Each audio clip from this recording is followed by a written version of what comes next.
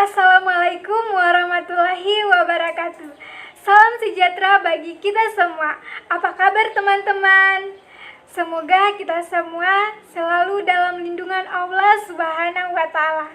Saya Cindrawati Erhuludu, perwakilan dari kelompok 1. Di sini kami akan menjelaskan mengenai materi, yakni yang pertama, landasan filosofis perencanaan pendidikan. Yang kedua, yakni mengenai falsafah perencanaan pendidikan.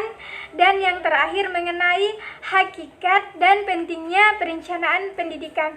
Nah, untuk mengetahui lebih jelasnya penjelasan dari ketiga materi tersebut, yuk kita simak video berikut.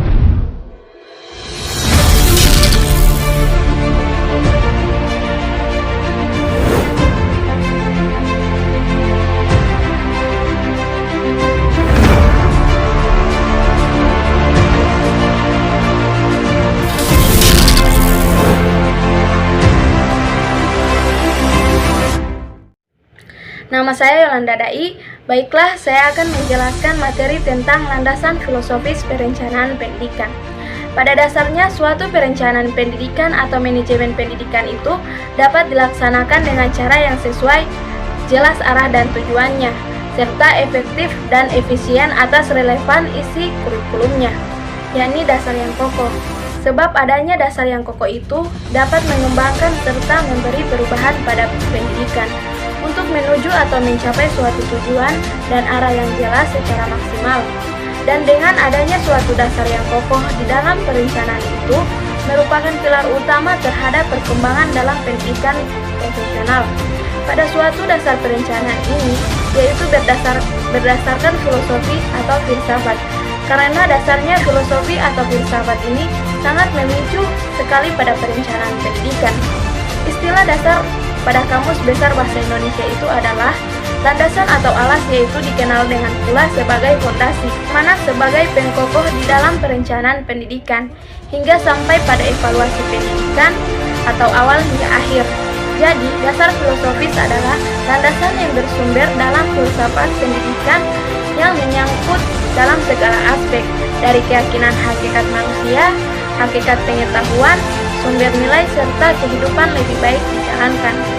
Itu karena dari pengertian filosofis adalah berasal dari Yunani yang terdiri dari suku kata philen atau philos artinya cinta dan phos atau sophia yang artinya kebijaksanaan.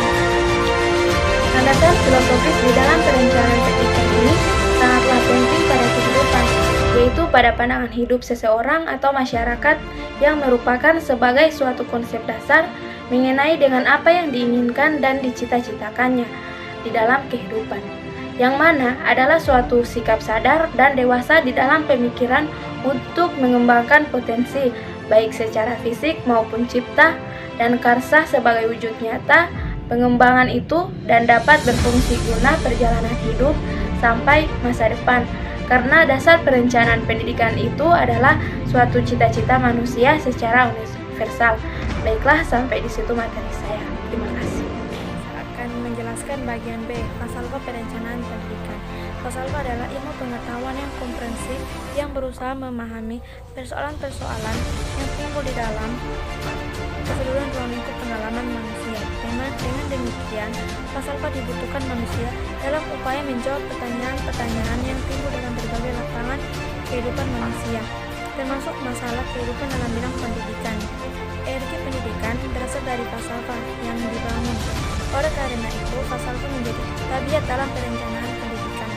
Perencanaan yang mempergunakan pola kejadian di masa lalu dan diproyeksikan ke masa depan untuk menjabarkan apa yang diperkirakan akan terjadi di masa depan.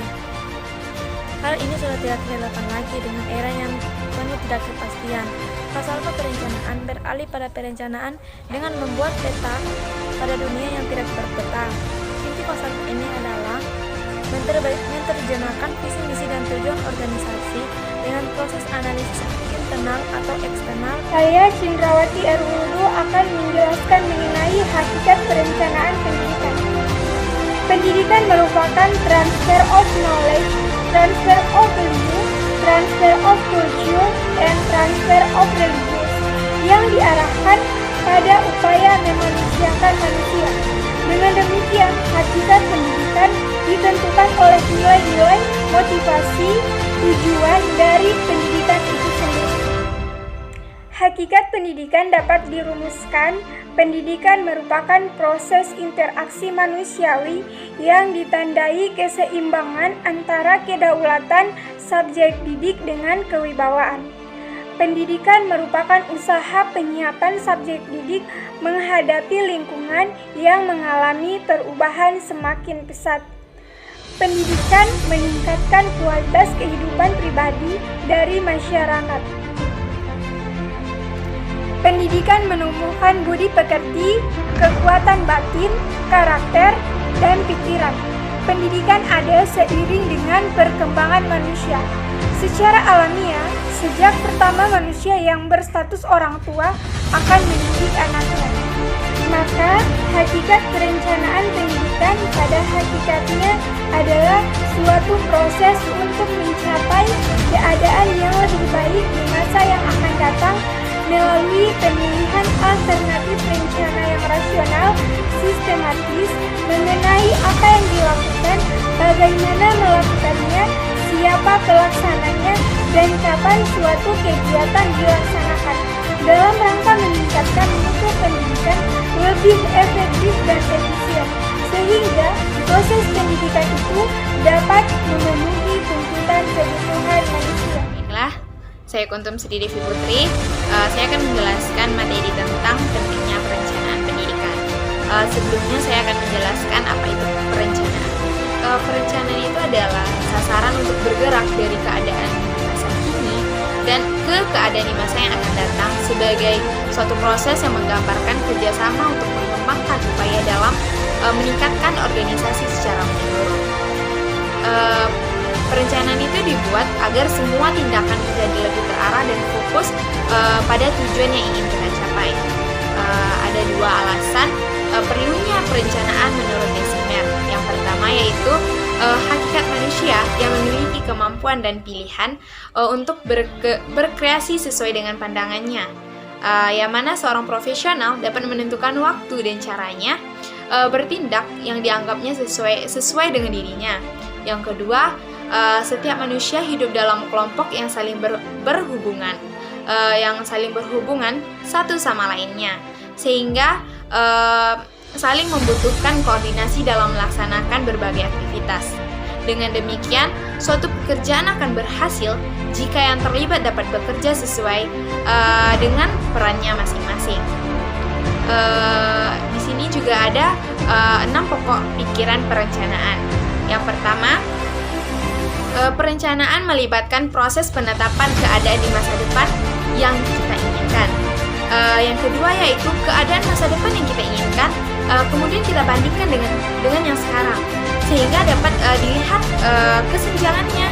Dan yang ketiga yaitu adalah untuk menutup kesenjangan tersebut, kita perlu beberapa usaha. Dan yang keempat itu adalah usaha yang dilakukan dalam beberapa